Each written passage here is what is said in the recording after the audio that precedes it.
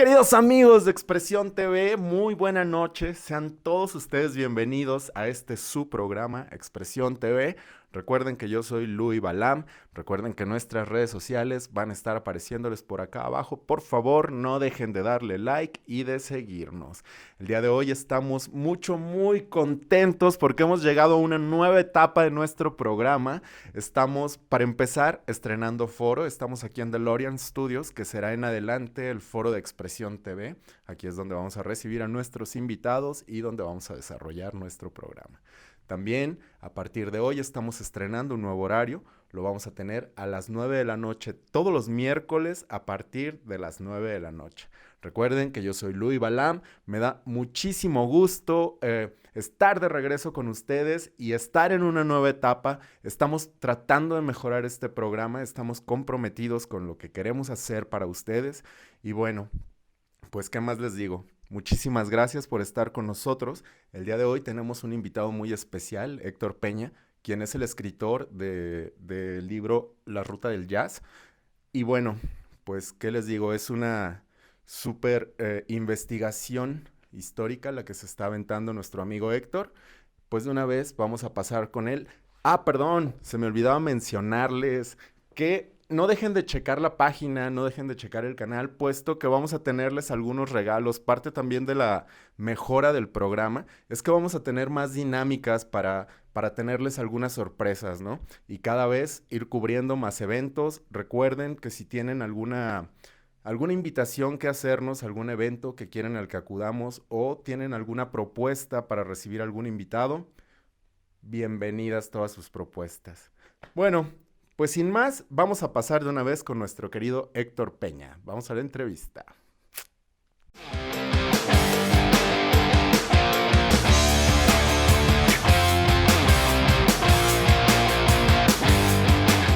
Bueno, pues ya nos encontramos aquí en la entrevista. El día de hoy tenemos un invitado muy especial, quien es el creador y escritor del libro La Ruta del Jazz. Él es Héctor Peña. Héctor, muchísimas gracias por estar acá con nosotros. Gracias. Pues vienes presentando a tu bebé. Sí, mi bebé. La primera parte del bebé grande, ¿no? A huevo. Lo vamos a poner por aquí para que la gente pueda ver la portada. Perfecto. Y se nos quede en el programa. Hace unos días apenas que salió este libro. Está calientito. Pues mira. Bueno, la presentación. Digamos que presentaciones así de una forma presencial, sí. O sea, como que lo retomamos. Porque fíjate que salió en finales del 2019. Entonces se presentó, de hecho la primera presentación la hicimos allá en la antigua sede del Senado de la República, como una extensión del Yastival, pero te estoy hablando de noviembre del 2019. Entonces tuvimos la oportunidad de presentarlo aquí en la biblioteca pública, también en diciembre me parece, y pues ya, luego se nos vino la pandemia y todo se frenó, ¿no? Entonces digamos que sí está como de nuevo reciente este asunto, se volvió a calentar, digamos. Okay. Entonces sí volvimos, es un recalentado, exactamente. Volvimos ya a retomar las presentaciones de forma presencial porque también ya estamos cocinando el segundo tomo de esta ruta del jazz. Wow, qué interesante. Oye, Héctor, y pues platícame, carnal, ¿de dónde surge la idea de crear este itinerario del jazz en Michoacán? Porque tú te dedicas a la música o algo así también, ¿o? No, en absoluto, no toco nada. Por puro amor al jazz. Por puro amor al jazz. Órale, qué sabroso. De hecho, surge, pues luego de estar asistiendo a los festivales, como la pregunta, oye, ¿por qué hay un festival, no? Y de ahí se fueron muchas preguntas más, ¿no? Si hay un festival es porque la gente lo consume. Y me empecé a dar cuenta que eran muchos chavos los que estaban escuchando jazz y asistían y todo el rollo. Y dije, bueno, estaría bueno crear como una investigación de este asunto. Me di cuenta que no había nada al respecto. En cuanto me empecé a buscar, dije, bueno, para empezar me voy a acercar a la historia del jazz en México, ¿no? Y pum, no tenemos un libro así en específico como tal de la historia del jazz en México. Hay acercamientos, bueno, no acercamientos, está el libro de Alain Derbez, pero él mismo dice, ¿no? Estos son datos para una historia, o sea, no es una historia como tal. Es un libro muy bueno para acercarte a la historia del jazz, pero no tiene cronología, bueno, digamos esta estructura histórica, ¿no? Entonces dije, bueno, no hay nada, ¿no? Los trabajos de Antonio Malacara, que también son muy buenos, pero bueno, dije, tenemos esto en la historia del jazz nacional, pero ¿qué onda con Morelia? ¿Qué onda con Michoacán? Y pues me encontré con un vacío total. Cero, sí. Exacto, y además ¿quién asocia a Michoacán con el jazz? O sea, pocas personas. A Michoacán lo asociamos por la música purépecha y todo este rollo, ¿no? Sí, sí, las Pero con el pirámides. jazz, pues, en absoluto. Estaba perdido el asunto. Entonces de ahí como que empezó la idea, fui creando hipótesis y bueno, me encontré con muchas sorpresas referentes al jazz en Morelia y en el estado en general. Claro, porque en el estado desde hace mucho se ha estado gestando el movimiento de jazz. De hecho, pues tenemos ya un jazztival que tiene más de una década haciéndose. Eh, Precisamente el maestro Juan Alzate, a quien le mandamos un gran saludo, que es el director del festival de jazz que hay, pues él tiene como unos 25 años enseñando jazz aquí en Morelia, Sí, nada mucho, más. mucho. Sí, entonces hay mucho trabajo hecho dentro de la música del jazz en Morelia, pero no había una historia del Claro. jazz, una cronología, creo que como lo dijiste antes, como una cronología, se me hace muy interesante. Y bueno, venos platicando cosas de lo que nos vamos a encontrar en el libro, las cosas que tú fuiste descubriendo al ir sumergiéndote en esa historia, al ir investigando, platícanos a qué personajes conociste. Ok, fue un trabajo bien emocionante. Eh, Te comentaba aquí fuera de cámaras, ¿no? Yo traía la idea de que, no, pues llegó el jazz a Morelia en los años 60, ¿no? No sé por qué, supongo imaginé referente a los movimientos que hubo en México y todo este rollo, ¿no? Ya sabes. Casi que con el rock al mismo tiempo, ¿no? Sí, exacto. Entonces, Le pues importaba ya luego todo. empecé a indagar y me fui encontrando con cosas bien interesantes, maravillosas, que dije, bueno, esto se necesita contar, ¿no? Para empezar, había por ahí en alguna entrevista del maestro Malacara al maestro Juan Alzate, como bien comentas tú, Juan Alzate prácticamente es un sinónimo de jazz, ¿no? O Sí, sea, sí. es el referente por excelencia del jazz en Michoacán. Sí. Y ahí en una entrevista él comentaba, hace mucho tiempo vi una fotografía de una banda de jazz en Morelia en los años 30, ¿no? Bueno, encuentro por ahí al maestro Mar Guajardo, que también es un fotógrafo que tiene una colección impresionante de fotografía antigua en Morelia. Y sí, di con la foto, ¿no? Dije, bueno, esta es la fotografía más longeva de una banda de jazz en Michoacán. Y por ahí empiezo a indagar porque también mencionaban a un músico apellidado Gil, llamado Guillermo Gil. Y bueno, ¿quién fue Guillermo Gil? No sé, no me preguntes cómo le hice, hasta por redes sociales, o sea, indagué en todo. O sea, te digo, no había nada escrito, no había nada referente al jazz de los 50 para atrás, o sea, no había referencias. Entonces doy con la familia del maestro Guillermo Gil, la doctora Blanca Sánchez Gil, y empiezo a platicar con ella, oye, ¿cómo fue su abuelo? Empezamos a platicar, ¿no? Imagínate que la magia resulta cuando saca su álbum de fotos antiguas y se encuentra una foto súper chiquita, ¿no? Dice, mira, ahí está mi abuelito, parece que son músicos. Y pues sí, dicho y hecho, una fotografía de muchos músicos, de hecho la foto está en el libro, son 6 músicos, en donde aparece en el bombo de la batería Jazzers Boys. Entonces ahí el maestro Guillermo Gil, con apenas 18 años, aparece tocando una especie de marimba, algo hechizo. Y hay algo bien interesante ahí, ¿no? Porque la foto es de 1928. Quizá no es aquí en Morelia, es en Tepuxtepec, Michoacán. Pero aquí lo curioso de esta foto es que, bueno, él está tocando ese instrumento cuando también en 1928 Lionel Hampton dice, yo fui el que introdujo el xilófono, el vibráfono al jazz, ¿no? Cuando acá pues ya también se tocaba para hacer jazz. Entonces aquí esto fue como una parte medular de mi investigación. Dije, no, o sea, ya había jazz en Michoacán. Eh, la banda no pertenecía a Michoacán como tal, no era de Tepuxtepec. La banda se fundó en Acámbaro, porque Guillermo Gil no era tampoco de Michoacán, era del Estado de México, radicaba para los ferrocarriles en Tepuxtepec, perdón, en Acámbaro, y seguramente fue a tocar a Tepuxtepec porque era una presa hidroeléctrica. Entonces, ya sabes, por cuestiones de sindicatos, pues tocaban entre los ferrocarrileros y los cuates dedicados a la luz, y fue a tocar, ¿no?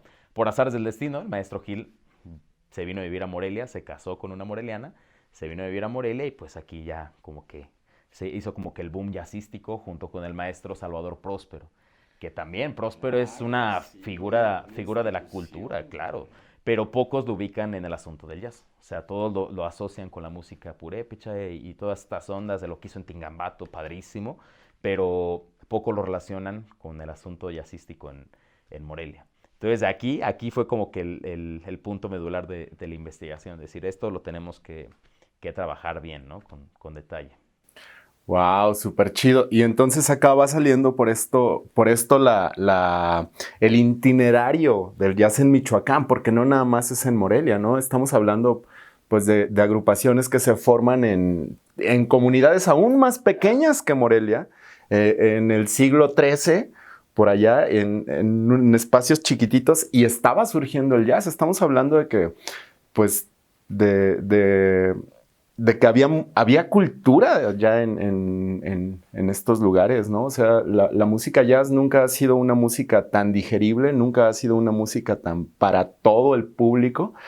Este, y bueno, pues qué súper interesante que en ese tiempo, güey, ya estaban haciendo modificaciones, incluso adaptaciones a la música del jazz, ¿no? Como lo mencionas, con este instrumento parecido a un xilófono, hechizo o algo así. Y pues ya creados para eso, ¿no? Sí, de hecho, aparentemente mi investigación fue de adelante hacia atrás, así encontrando más y más y más cosas. Escarbando, sí. Pues yo me iba leyendo. Obviamente, si no teníamos aquí una historia del jazz en México ni en Michoacán, pues tenía que recurrir también al asunto jazzístico en Estados Unidos. Entonces de ahí empiezo a ver que pues muchos historiadores norteamericanos del jazz hacían alusión. Una banda militar mexicana vino a la Feria del Algodón y el Azúcar en el año de 1884 e influenció a los músicos norteamericanos para que surgiera el jazz, ¿no? Varios, en serio, o sea, no es un libro, son varios libros los que mencionan a la banda. Entonces empiezo a indagar, bueno, ¿qué banda habrá sido, no? Y descubro que, pum, es la banda del 8º Regimiento de Caballería. Una banda que se forma aquí en Morelia, por ende, muy seguramente, fue formada con músicos morelianos, ¿no? Y jóvenes, además. ¿Quién la formó? Un maestro que venía de la Ciudad de México llamado Encarnación Payén, que dio clases en el Colegio San Nicolás de Hidalgo y en la Escuela de Artes y Oficios.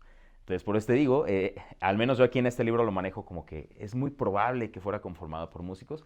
En una investigación que estoy haciendo recientemente, pues sí, ya me he encontrado con muchas fuentes que sí dicen, no, pues la banda estaba conformada por puro chavito, ¿no? Puro jovencito, que los más grandes eran de 23, 24 años, salvo los maestros que eran como que los que dirigían chido, pues decían, eso sí, ya tenían sus añitos, pero todos los demás, pues estaban chavos. Entonces, esta banda se forma aquí en la ciudad de Morelia y partió a Nueva Orleans. De hecho, por eso hay un capítulo en el libro que se llama De Morelia a Nueva Orleans, o de Nueva Orleans a Morelia, ¿no? Haciendo alusión. Me encantó esa frase, me encantó. Haciendo alusión de que pues también tuvo que ver. Si es verdad lo que dijeron allá los historiadores del jazz norteamericano, de que hubo una banda militar mexicana, pues estamos hablando de que Morelia tuvo que ver, al menos con una pequeña semilla, ¿no? En todo todo este movimiento cultural que terminó por llamarse jazz, ¿no? Sí. Perdón que te interrumpa, sí. pero porque de hecho el maestro Payán, según lo que alcancé a leer, el maestro Payán estuvo un tiempo en Nueva Orleans trabajando, ¿no? Dirigiendo, después se regresó y... Es que fíjate, lo curioso es que los historiadores de allá mencionan que fue en 1884 y ya, ¿no? O sea, como si fueras tú a tocar y ya, uy, no, todos se enamoraron de ti, influenciaste. O sea, es casi lógico también. O sea, quizás sí tuviste un gran impacto, pero no es que vayas a influenciar con una tocada, ¿verdad? No, Igual aquí los que han trabajado el jazz en México y que llegan a mencionar a la banda, que no habían dicho que era de Morelia, o sea, decían, salió de México, ¿no? Pero se formó aquí en Morelia. Igual mencionan que fue en el 84 y que también regresaron en 1885 y ya. No, la realidad, quizá aquí no viene en este libro, es como un spoiler de la investigación actual, la banda estuvo presente durante el último cuarto del siglo XIX. O sea, Payén iba, venía, de hecho se enojaba con Porfirio Díaz, así como de déjame más tiempo, ¿no? Y Porfirio Díaz incluso en una ocasión lo quitó de director porque dijo, no, déjame decirte que era la banda favorita de Díaz, ¿no? A tal grado que por ahí de 1892, si no mal recuerdo, decide cambiarle la sede, ¿no? Llevársela de aquí de Morelia y se le lleva a la Ciudad de México y le cambia el nombre a la banda del Estado Mayor. Entonces hubo periodos que incluso aquí Encarnación Payén dice, no, pues ya dejó a la banda, de repente voy a dejar la dirección de la banda del octavo, me armo aquí, de hecho aquí se armó una orquesta independiente que era la Mariano Jiménez y se la llevaba a Nueva Orleans y se iba a tocar con una banda independiente, de hecho ya sin la vestimenta militar ni nada. Decía, pues yo voy por mi cuenta, o sea, imagínate, contrataban a músicos mexicanos para amenizar fiestas allá, para ir a los teatros. Eran, les decían los niños mimados de Nueva Orleans, porque Payén era de, no, pues voy a ir a tocar, pero háganme un kiosco, ¿no? Le hacían el kiosco, de hecho hay un fragmento de un periódico de 1890 y tantos, no recuerdo ahorita bien la temporalidad, y le hicieron así como una concha musical le llamaban y que se la pintaron, que quedó padrísima, ¿no? Y que llegó y dijo, no, no me gusta la acústica, mejor háganme un kiosco, ¿no? Y quiero que al kiosco me le pongan ventiladores para mis músicos, ¿no? Y que siempre me los tengan bien refrescados. O sea, dime a quiénes le hacían eso. O sea, sí tuvieron gran impacto los músicos mexicanos allá, ¿no? Ahorita yo trabajé a raíz de este libro, he trabajado de esta banda con la finalidad de sí asociarla más a, pues no nada más decir que fue influenció, ¿no? Quizá no podemos decir influenció para el surgimiento del jazz, pero al menos sí hubo músicos mexicanos en todo este caldo de cultivo que se vivía en Nueva Orleans, ¿no? Esta banda estuvo presente allá durante todo el último cuarto del siglo XIX e incluso se ve como hasta ellos, o sea, llevaban allá sus músicas, tocaban marchas, sones, o sea, tocaban todo lo que se consumía acá como música nacional en México, pero también se ve cómo empieza a retornar ya en sus partituras, en sus programas musicales, pues también lo que se tocaba ya, ¿no? Yo, por ejemplo, he encontrado que ya tocaba la banda del Octavo Regimiento estilo Dixie, ¿no? Y recordemos que el Dixie pues, es el primer estilo de jazz. Por aquí he encontrado de que venía a tocar a Pátzcuaro y incluso el periodista muy enojado, ¿no? Como de, ahora tocaron algo muy raro, ¿no? Música que parecía ladridos de perros y cañonazos y la fregada. Y que qué lástima que el maestro Payén presta a sus músicos para que toquen esa música de estilo yankee, ¿no? De gusto yankee. Entonces ahí vemos ya una hibridación musical. Entonces al menos es lo que estoy haciendo ahora también como dándole mayor argumento al decir del por qué es tan mencionada esta banda del Octavo Regimiento allá en los Estados Unidos. Seguramente era una banda, aparte de tener muy, muy buenos músicos, ya aparte de todas las referencias que nos has dado, también cabe mencionar pues que Porfirio Díaz, a pesar de todas las críticas que se le hayan hecho como presidente, era una persona con gustos muy refinados, cabrón. Sí, muy, sí. Muy, muy refinados, ¿no? O sea, el güey quería adoptar así la onda, el estilo francés y todo este pedo. Entonces debió ser pues una orquesta de muchísima clase, ¿no? Maestros súper estudiados. Entonces debió ser también a la vez muy versátil en el sentido de músicos preparados para cualquier cosa a la hora de tocar, sí, para lo que fuera. Y era lo que buscaba él, o sea, la idea de mandar a la banda del Octavo era como decir, wow, México sí es moderno, ¿no? O sea, vea nada más esta banda militar que tienen.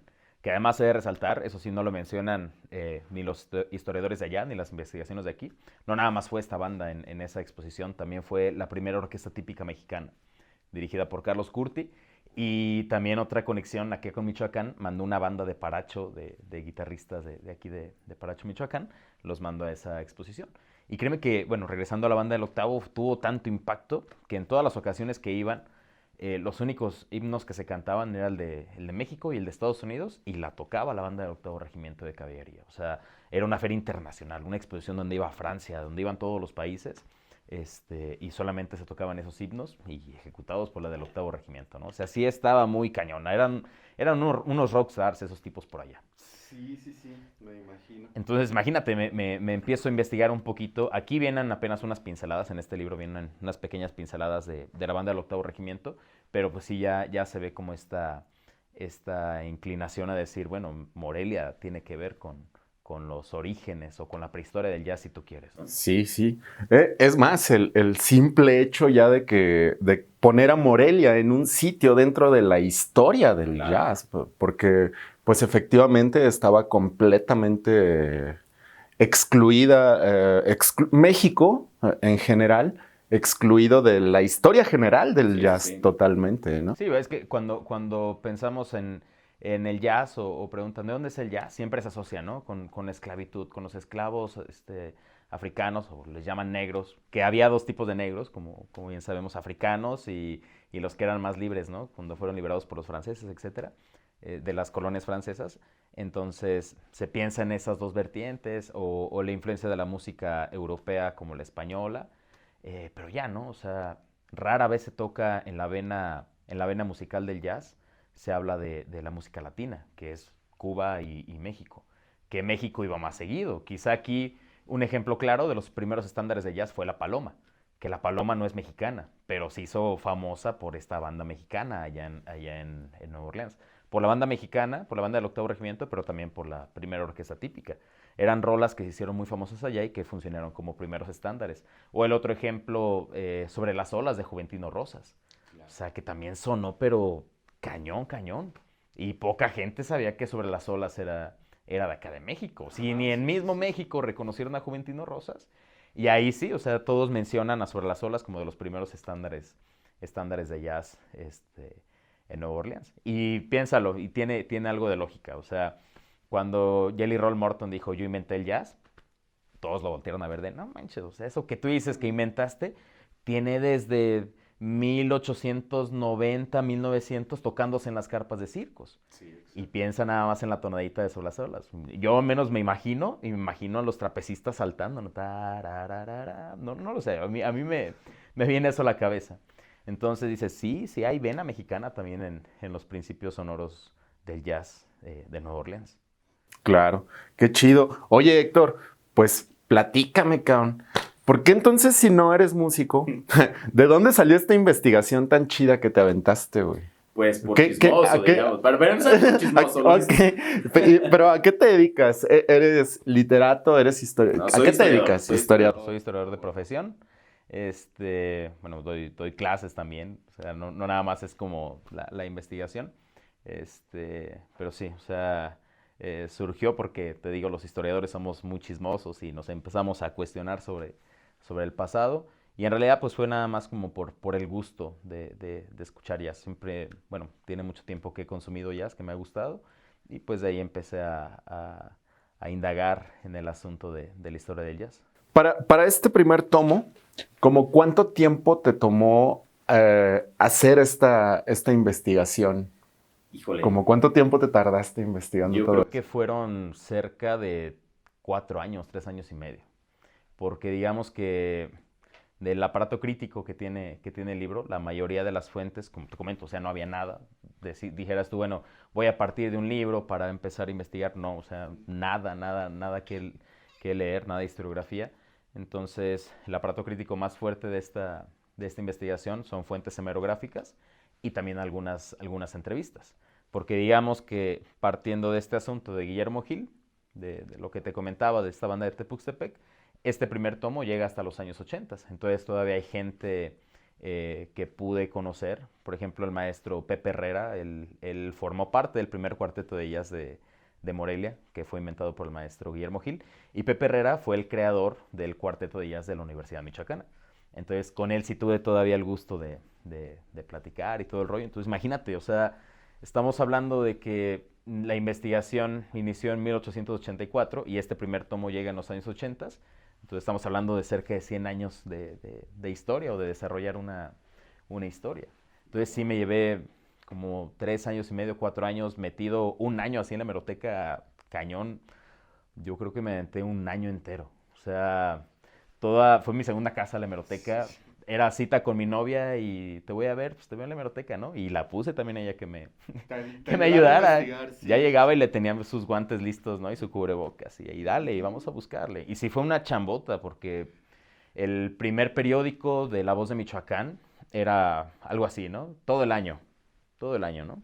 Empiezo a llegar a los años 80, enero, primera quincena, segunda quincena de enero. Entonces, no manches, o sea, fue una revisión hemerográfica exhaustiva, ya sí llevó mucho tiempo, porque el corte histórico original de toda la investigación, por eso está dividido en 2 tomos, llegó hasta el 2003, porque en el 2003 es cuando surge el primer Jazztival del maestro Juan Alzate, y para mí eso ya es un corte histórico, porque a partir del 2003 hacia adelante, pues ya vemos otro desarrollo del jazz bien distinto a comparación de lo que se tuvo de los 50 para atrás, o de los 50 a los 70, llegando a los 80, vaya.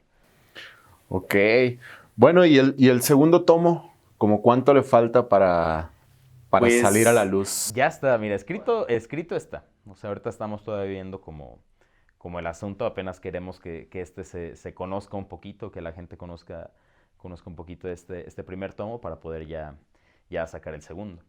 Y es que en el segundo ya vienen como ahora sí los personajes pues más actuales, o al menos los que la mayoría de la gente conoce, que es ya una segunda y tercera generación de jazzistas, que todos se derivan, créeme que todos se derivan de lo que hizo Guillermo Gil y Salvador Próspero. Porque además, déjame decirte que hemos tenido personajes históricos maravillosos que partieron de esta primera camada de Salvador Próspero y Guillermo Gil. Ejemplos, dos de los que yo al menos diría, de los 5 mejores bateristas de la historia del jazz en México, 2 son michoacanos. Capiz. Uno, bueno, Capiz, bueno, ahí entra Capiz, claro, entra Capiz, pero uno así histórico, yéndonos más para atrás, Leo Acosta. Leobardo Acosta es de los mejores bateristas que hemos tenido en la historia del jazz en México, y él era de aquí de Michoacán. Entonces, bueno, colindando con Guerrero, de Huetamo.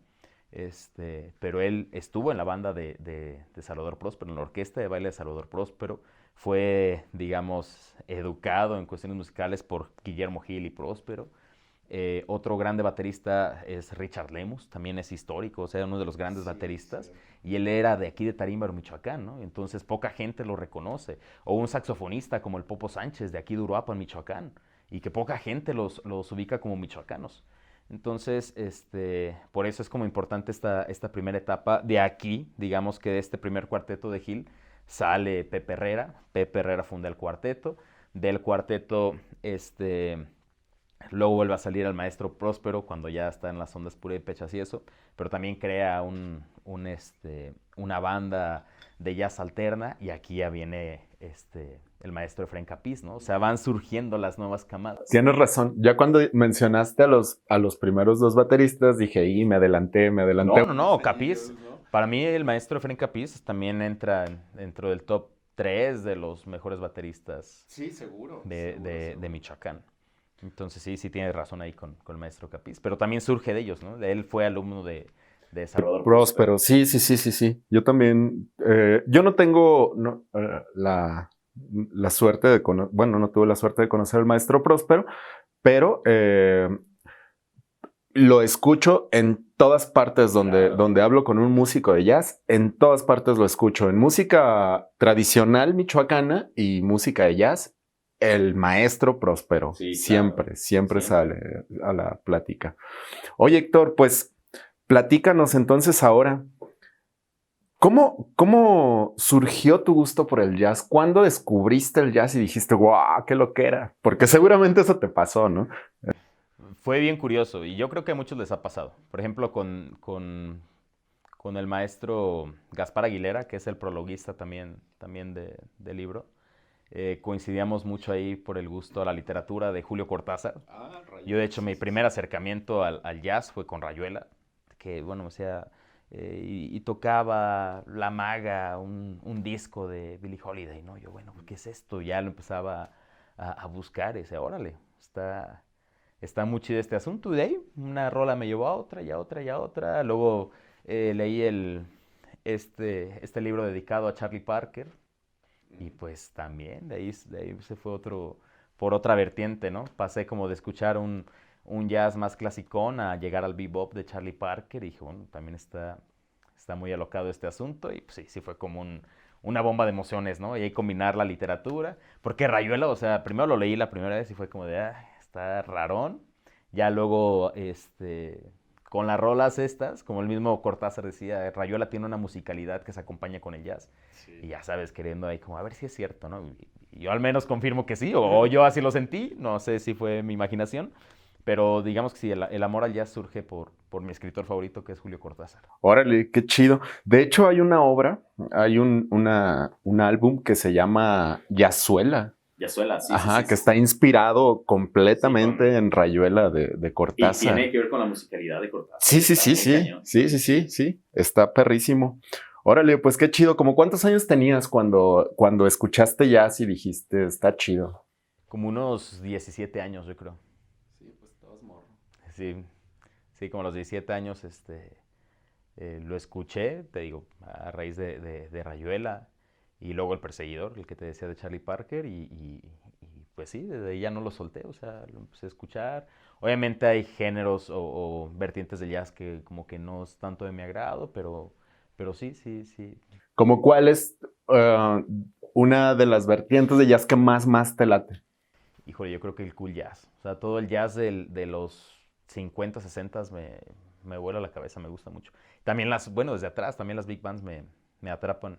Eso es como que apenas les tomé mucho gusto, fíjate, a las big bands. Antes como que no tanto, pero les he prestado atención, sobre todo por el asunto del jazz aquí en México, escuchar a Luis Arcaraz y a todos estos cuates, últimamente me han volado la cabeza y wow, me gustan mucho. Son como que las temporalidades que más consumo de ellas. Y a huevo, qué chido. A mí también las big bands me encantan. Sí, Yo ¿no? me gustaría algún día tener la oportunidad de tocar en una.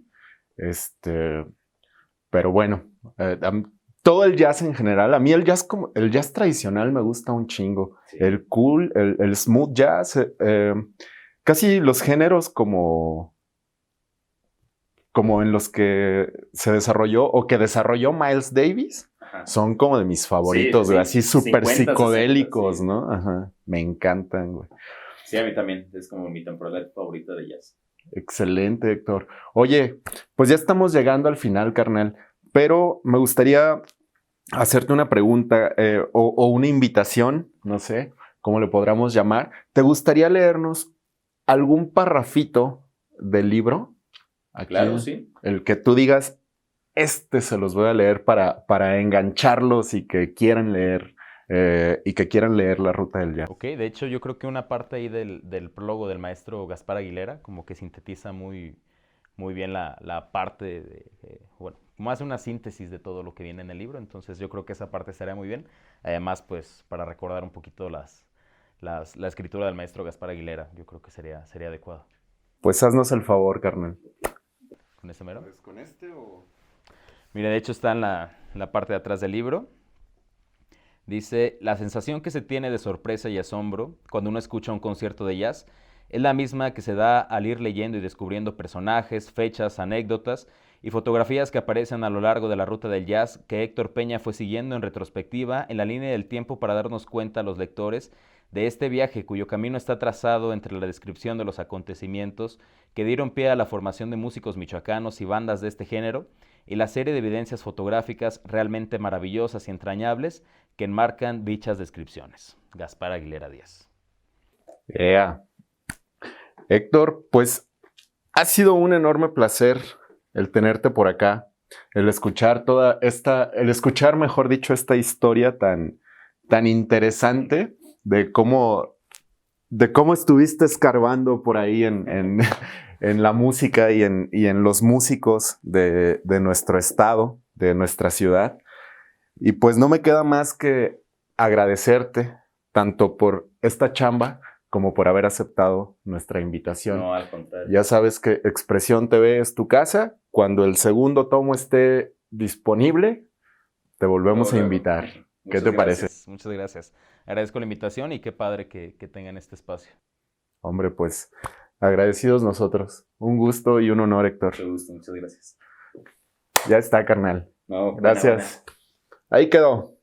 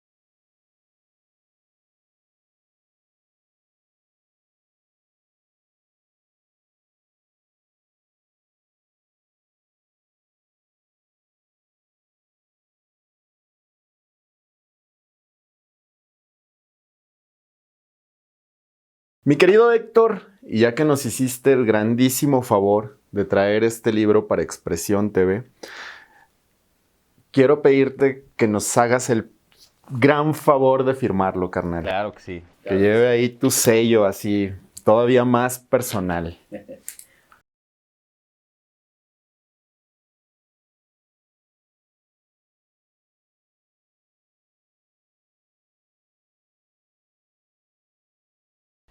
Para mis amigos de Expresión TV.